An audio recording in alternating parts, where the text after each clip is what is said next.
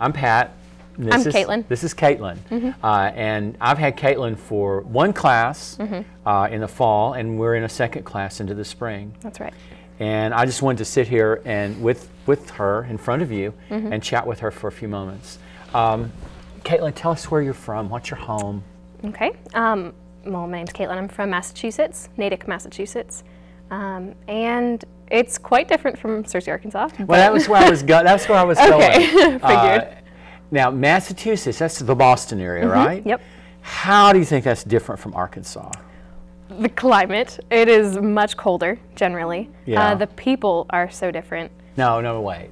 Okay. How are the people different? Okay. People in the north, from where I'm from, are not as nice as people here, Now, what do you mean by that? Well, all the time on the street here, people say hi to each other that they don't know. They don't say hi in Massachusetts? No.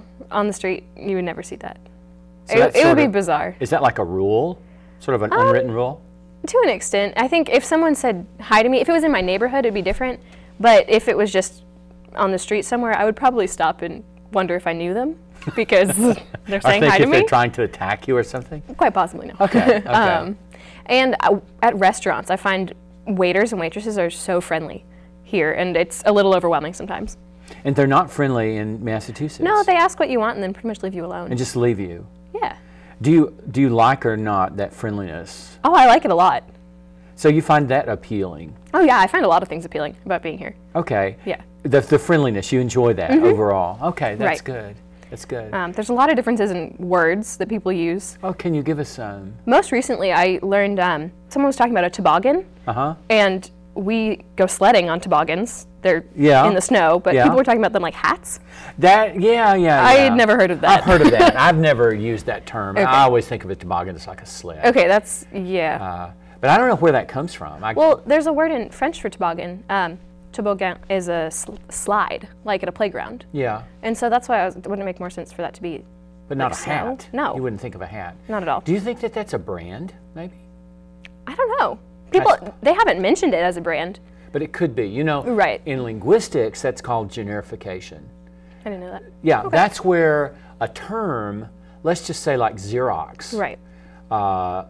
becomes a generic process. And it started out with like a company, like Right. Xerox company. And now you say, I'm going to go Xerox something. It becomes a noun or a verb, or another one would be Kleenex. Right.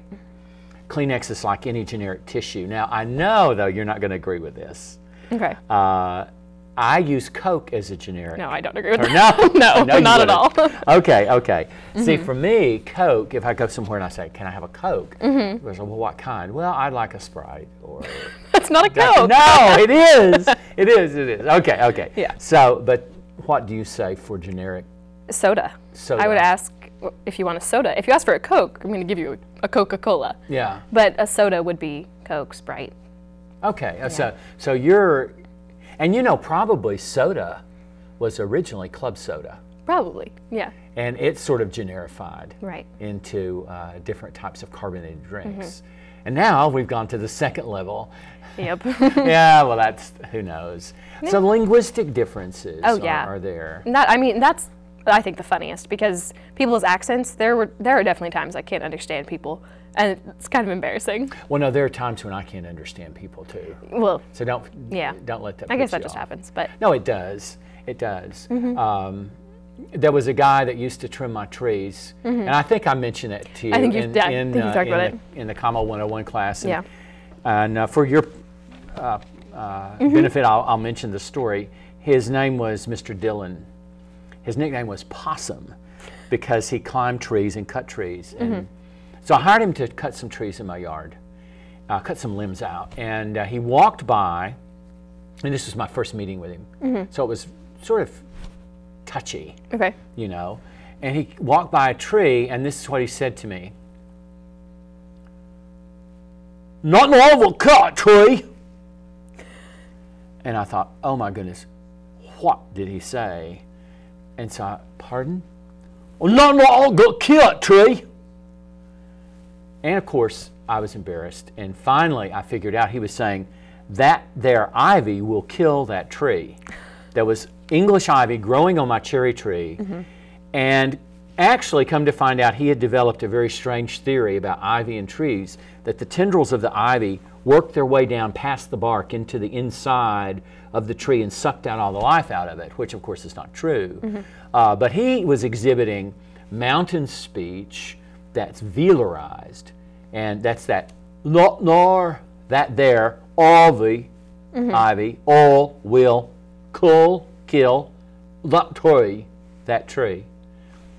So there are plenty of times I don't understand speech. Right. And it's embarrassing, isn't it? It is. It takes you a minute, and then I just don't usually know what to say. Yeah. Anything else about the South?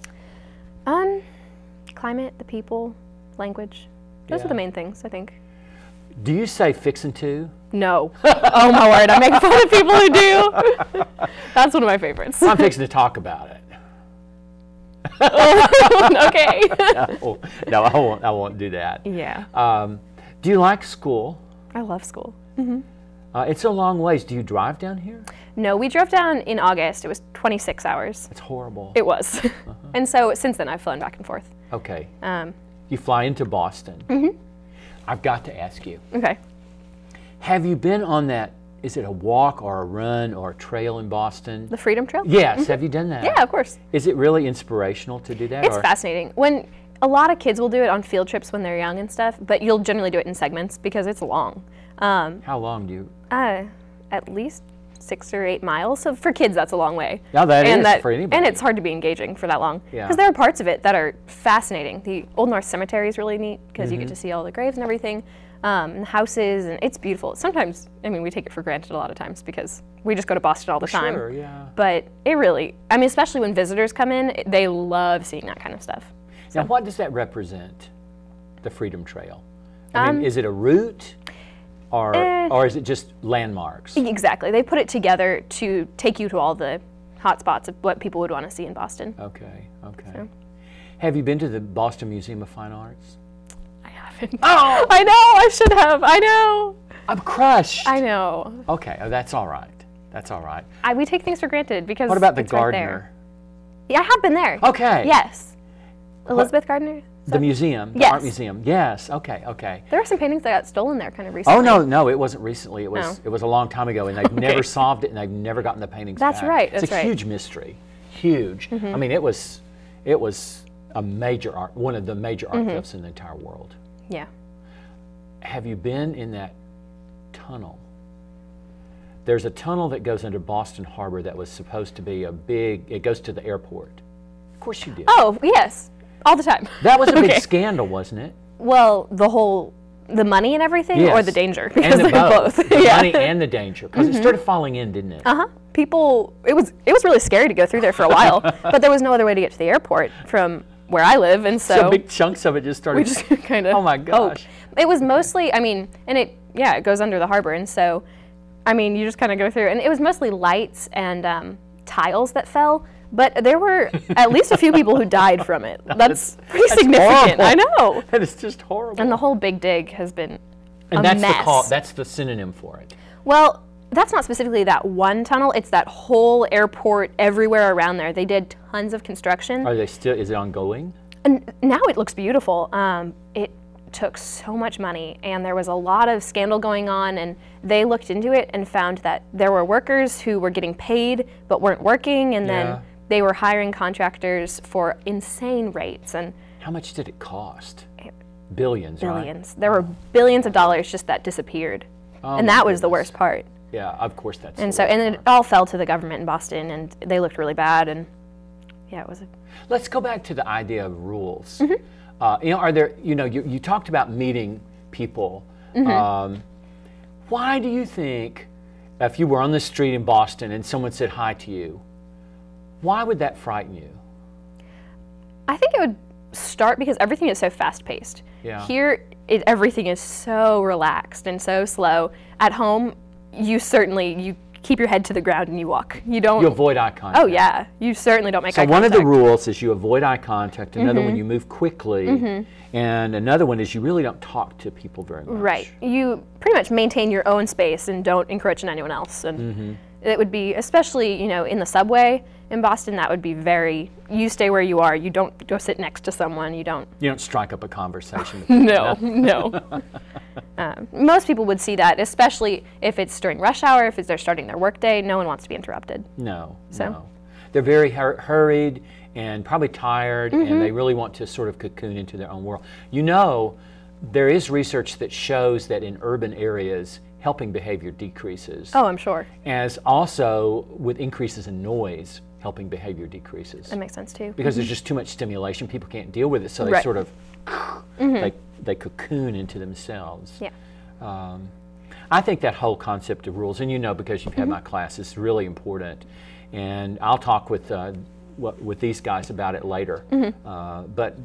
But I don't know. I just think that's one of the most interesting things. And to think about regional differences like that, and it may even be, it's regional, but it's also urban, suburban, and rural differences.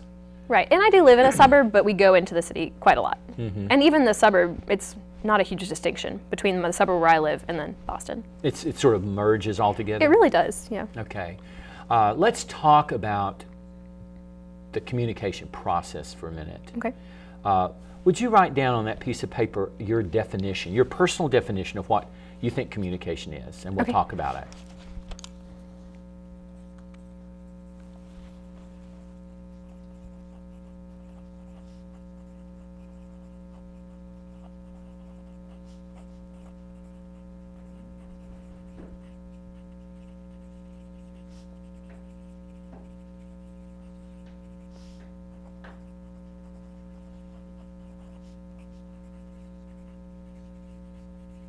Sorry. Okay. Now, may I borrow the pencil for a minute so I can write down some of the ideas? Okay. What is your definition there? I came up with communication is intentional or unintentional messages that are verbally or non-verbally conveyed. Okay.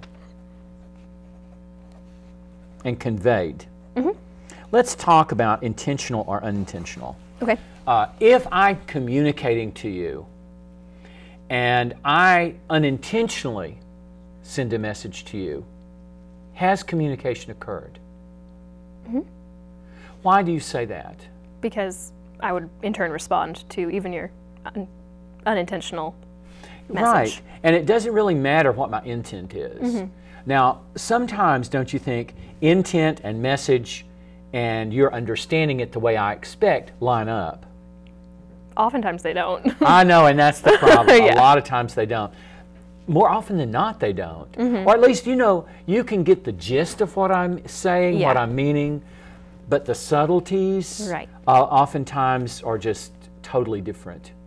So when you think about communication, I appreciate you putting that in your definition. This wasn't planned, by the way, because the question of intent can be important, especially if I'm giving a persuasive speech. You know, my intent is to persuade you that. But in regular communication, yes, intent is important.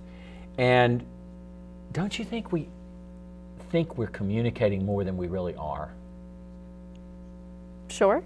I think so, because I think most of the time I presume that people are basically like me and they're interpreting things the way I'm interpreting them. But that's not really true. No, there are huge differences in people. And then when you think about cross-cultural differences, you know, it becomes, or like, well, think of the geographic difference between Boston and Searcy. Think about the ethnic differences between Boston and Searcy, and then transplant yourself into Italy or Greece or Australia or Southeast Asia or France. You've got some big differences there, huge differences. So we can be well-intentioned. The question is how well are we communicating? And most of the time, we're doing an all right job, but it's probably not anywhere near what we think it is. So I think I appreciate your bringing that out. Now let's talk about the conveyance of messages. Now we're sitting here talking. And I would say primarily there are two media that are being used for our information exchange right now on a conscious level. And I'm not talking about subconscious, because that's another lecture. But on a conscious level, we're aware of each other And there are two primary means by which we're communicating. What are those? Do you know? Probably verbally and then by body language. Yes. Now let's think in terms of how. Let's go to the verbal. Mm-hmm. My words, you're hearing, and you're hearing them at the speed of sound. Right. I don't know what that is, but it's pretty quick. It's pretty quick.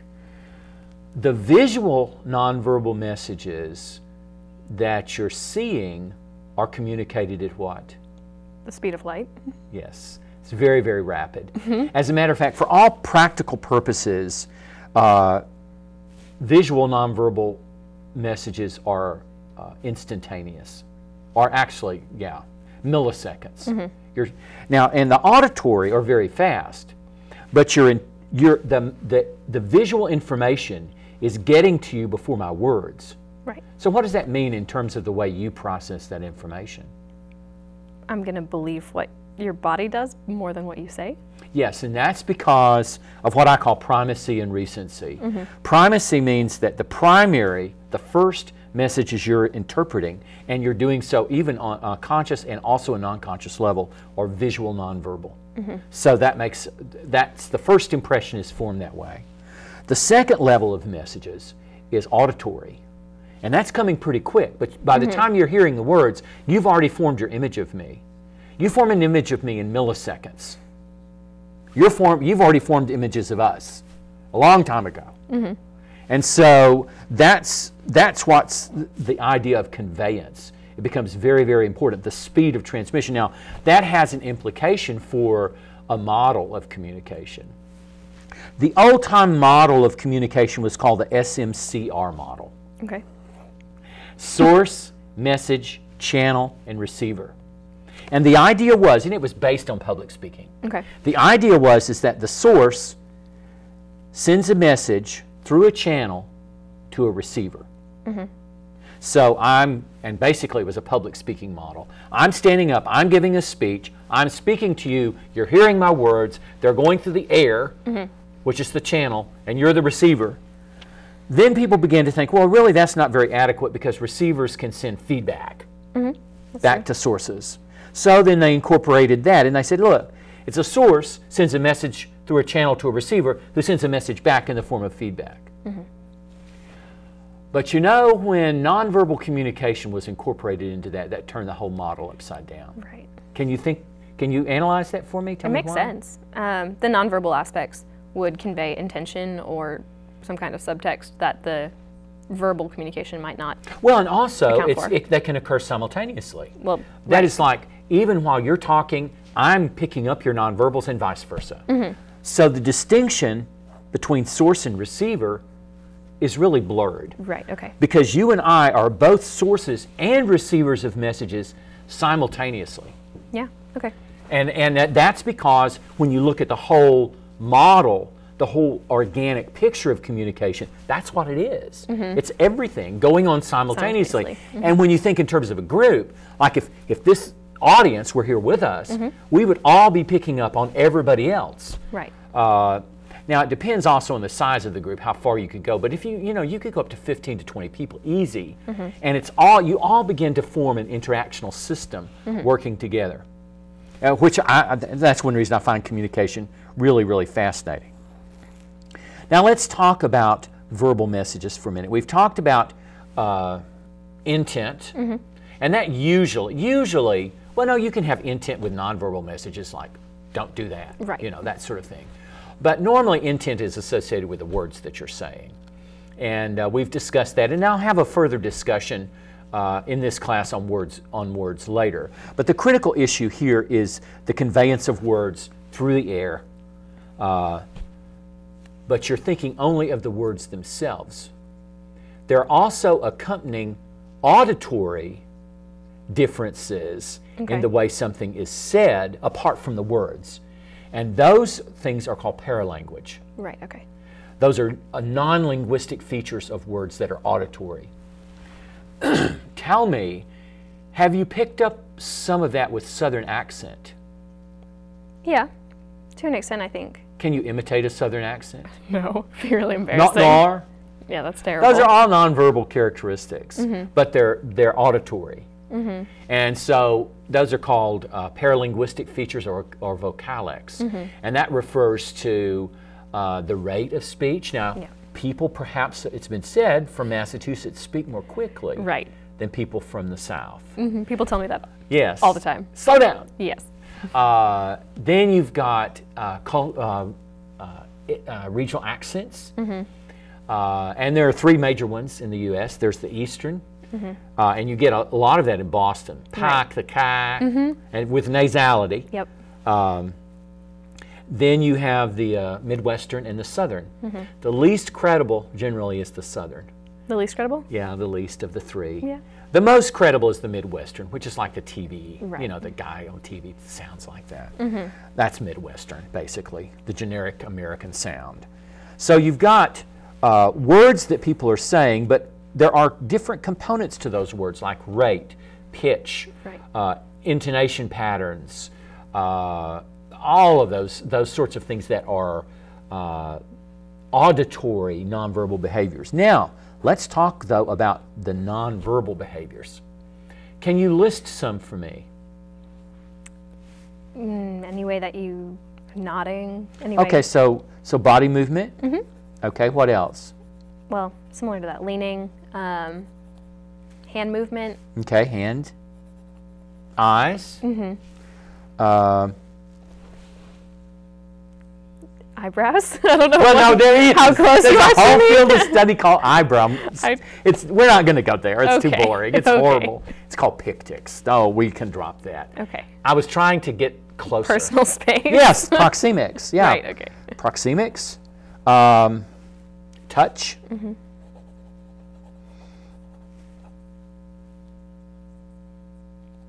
Clothing, appearance. Anything. Yeah. That's true. I don't know. Can you think of anything else? I've got the eyes. Well, you could put smell Right. and taste. And there are terms that are associated with all of these. I think I'm getting most of them. I may have left out some, but it doesn't really matter. It'll come out later in our discussion. Just on nonverbal. Body movement is called kinesics. Eye contact is called oculesics. Hand, arm, foot movement, all of that would be part of kinesics. Proxemics is distance, is physical distance. Haptics is touching. Appearance is just, let's just say appearance. That's good enough. Some people talk about objectics, which is the use of objects and accoutrements like jewelry, watches, and things like that. And then there's taste and smell. Smell is, both of those are areas of nonverbal communication that are especially important on a subconscious level. Right. And I will be talking about those later. A couple of other things I wanted to mention here with regard to communication has to do with levels of communication. Now, I've talked about subconscious levels. But one other level, really sort of up from that, is like you're talking to yourself or thinking about yourself, and it's called intrapersonal communication. What is the next level, would you think? After intrapersonal, there's Interpersonal. interpersonal. Sometimes it's called dyadic. Right. And then the next level would be, Something in a small group. yeah, groups. Group. And small groups usually are from 4 to 6 people. Then there would be public communication, Right. and then mass communication. And one other thing I wanted to talk with you about has to do with our tendency to see the world the way we expect it to be. What stereotypes did you have of the South and Arkansas before you came down here? Primarily about grammar and Sort of crude. right. Education. A Poor lot of, education, yeah. yeah. A lot of people would talk about that. Yeah. I mean, good stereotypes in that friendliness. Yeah. But some that were negative. Oh yeah. Have you noticed those being confirmed? Sometimes yes. But on the large scale, they're grossly exaggerated. Well, you know, one thing about stereotypes I can go ahead and mention is that usually there's truth to them. Right. Because they're there for a reason. They've Yeah. evolved for from some behavior somewhere. Right. The thing we have to do is try to hold in abeyance our judgment of other people Exactly. before we let the stereotype take over. And that's hard. It's hard because we tend to perceive the world the way we expect it. Yeah. Why do you think we want to do that? Because of our experience, because of where we've grown up, and then comfort because of that. Well, why does that comfort you to see the world the way you expect it?